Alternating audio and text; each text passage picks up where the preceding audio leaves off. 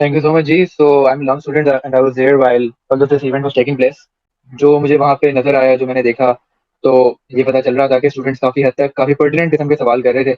एक सवाल जो मैं उनसे करना चाहता था लेकिन मुझे मौका नहीं मिला, वो ये था कि चलें, आपके हाथ में नहीं है कि आपने इलेक्शन कराने हैं, चलें इलेक्शन कमिश्नर के हाथ में है, चलें आप सिर्फ़ एक केयर टेकर प्राइम मिनिस्टर हैं।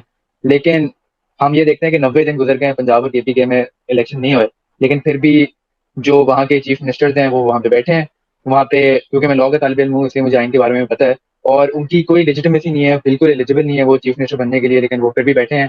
हमारी माँओं-बहनों को तंग किया जा रहा है, उनके घरों में घुसा जा रहा है, जो पीटीआई को सपोर्ट करते हैं। ओपनली तो हम लोग ये बातें नहीं कर सकते, लेकिन हम देखते हैं कि उन लोगों के घर में घुसा जा रहा है। तो मैं सवाल ये पूछना चाहता था उनसे कि क्या 90 दिन गुज़रने के बाद आप इखलाकी तौर पे ये चाहेंगे कि आप प्राइम मिनिस्टर रहें, या फिर आप इखलाकी तौर पे चलें, कानूनी तौर पे आप जो मर्ज़ी लूपहोल्स निकाल लें, क्या इखलाकी तौर पे ये बेहतर नहीं है कि आप स्टेप डाउन करें और अपनी जगह चलें, किसी और को आने दें? क्योंकि यहाँ पे आके वो एक मोरल सुपीरियॉरिटी वाले कॉम्प्लेक्स से आ रहे थे और बच्चों को भी रगड़ रहे थे। हालाँकि बच्चे काफ़ी पर्टिनेंट सवाल पूछ रहे थे, लेकिन वो कोशिश ये कर रहे थे कि बच्चों को भी उनकी ज़बान में ही किसी तरह जवाब दें। इस तरह से हम 50 मिनट बैठे रहे और प्राइम मिनिस्टर साहब जो हैं वो फिर बाद में तशरीफ़ लाए। एक हमारे दोस्त ने कंप्लेन भी की इस बात की, तो आगे उन्होंने उन्हीं का मज़ाक उड़ा दिया कि चंदा मैंने बड़े फैसले करने होते हैं और कैबिनेट का कोई सेशन हो रहा था, तो कमिटमेंट पूरी नहीं कर सके। तो ये कुछ हालात थे मेरे प्राइम मिनिस्टर साहब के बारे में, और मेरा ख़्याल है कि ये भी अगर हमें मौका मिलता पूछने का, तो ज़रूर और भी बहुत सारे सवालात थे, बशमूल मेरे सवाल के, जो हम लोग ज़रूर पूछते और फिर आप लोगों को भी वो देखने का और सुनने का मौका मिलता और हमारे इंटेलेक्चुअल कैलिबर को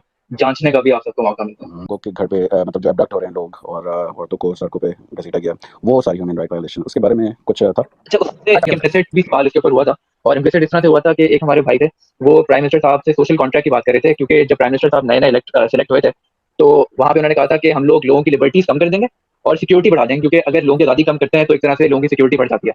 तो उस कॉन्टेक्स्ट में उन्होंने सवाल किया था कि हमारे भाई ने, कि आजकल जो हम लोग देख रहे हैं उसमें ये हो रहा है कि लोग काम छोटा-सा करते हैं, लेकिन उसकी सज़ा बहुत डिस्प्रोपोर्शनल तरीके से दी जा रही है। यानी काम उन्होंने छोटा-सा किया होगा, छोटी बहुत गलती की होगी, शायद असल में कानूनी खिलाफवर्जी होती भी नहीं है। जैसे किसी को बुरा-भला कह दिया, किसी को क्रिटिसाइज़ कर दिया, तो उसकी सज़ा उनको बहुत ज़्यादा मिल रही है। तो वहाँ पे काकर साहब ने फिर खुल के कहा कि कोई बात नहीं, आप खुल जाएँ और खुल के बात करें, अगर आप 9 मई की तरफ रेफर कर रहे हैं। तो फिर क्योंकि हमारे भाई थोड़े से सहमे हुए थे वहाँ पे, तो उन्होंने 9 मई का ज़िक्र तो नहीं किया, 9 मई का नाम तो नहीं लिया, लेकिन उनका इशारा उसी तरफ था कि 9 मई में लोगों ने ज़ाहिर है जो भी हुआ वो हुआ, तो उसके बाद फिर उनको सज़ा बहुत ज़्यादा दी जा रही है। तो इससे मुतालिक थोड़ी बहुत बात हुई थी, लेकिन खुल के ज़्यादा बात की जा भी नहीं सकती थी, क्योंकि फिर लाइव स्ट्रीम भी हो रहा था वो पीटीवी पे। काफ़ी ज़्यादा लोगों को नहीं पता था, लेकिन कुछ को पता भी था, तो वहाँ पे करना शायद हर कोई कंफर्टेबल नहीं होता इस तरह से बात करना। लम्स के अंदर हम पूरी कोशिश करते हैं कि जिस भी तरह से अपनी आवाज़ उठा सकें, उठाएँ। पिछला साल मेरा ख्याल है यही महीना चल रहा था जब अरशद शरीफ साहब की डेथ हुई थी, उनकी शहादत हुई थी। तो उनके ऑनर के अंदर उनको एक तरह से ग्लोरीफाई करने के लिए हम लोगों ने एक टॉक भी रखी थी। उसमें हम लोगों ने और लोगों को बुलाया था, हालाँकि हालात बहुत कठिन थे।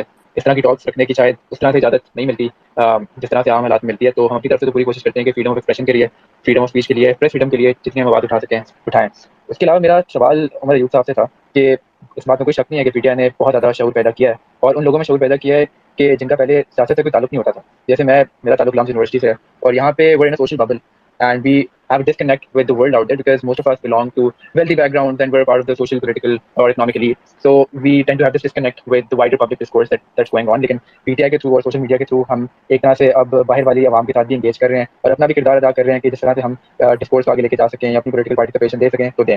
लेकिन हमें ये नजर आता है कि ये सब शऊर पैदा करने के बाद और फिर जो रिसेंट क्रैकडाउन हुआ है, उसके बाद एक तरह से स्टैंड स्टिल पे आ गया मामला। जिस तरह से पहले एक वेव थी पीटीआई की शऊर की, वेव बढ़ रही थी, लोग सड़कों पे थे, तो अब जो रिसेंट क्रैकडाउन हुआ है, काफ़ी ज़्यादा आपके वर्कर्स जेलों में भी हैं, आम सोशल मीडिया पे जो लोग होते हैं वो भी जेलों में हैं। तो आगे का आपका क्या एक्शन प्लान है? आगे आपने किस तरह से जिस तब्दीली की, जिस इनकलाब की इमरान खान साहब ने बात की है, उमर यूसुफ आपसे सवाल है कि आप क्या लगता है कि अब आगे क्या हालात पैदा होंगे और आप किस तरह से इस मकसद को आगे लेके जाना चाहेंगे? Very good question. देखिए, दो चीजें हैं, हर एक चीज का एक टाइम